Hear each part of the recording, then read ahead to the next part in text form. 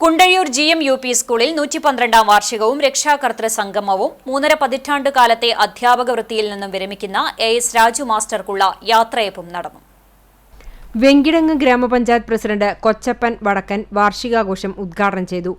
ആരോഗ്യ വിദ്യാഭ്യാസ സ്ഥിരം സമിതി ചെയർമാൻ AT അബ്ദുൾ മജീദ് അധ്യക്ഷനായി.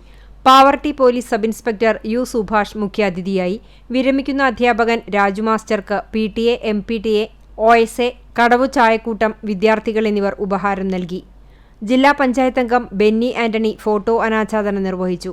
വിരമിക്കുന്ന അധ്യാപകനെയും LP, UP വിഭാഗത്തിൽ മികവ് പുലർത്തിയ വിദ്യാർത്ഥികളെയും മുല്ലശ്ശേരി അക്കാഡിയ ഹൈപ്പർ മാർട്ടിനുവേണ്ടി സീനിയർ ഫിനാൻസ് ഓഫീസർ സിനിയ ഉമറും Venkitangu Phoenix medi centre director doctor Moosina മുഹമ്മദും ക്യാഷ് പ്രൈസും മൊമന്റോയും നൽകി ആദരിച്ചു.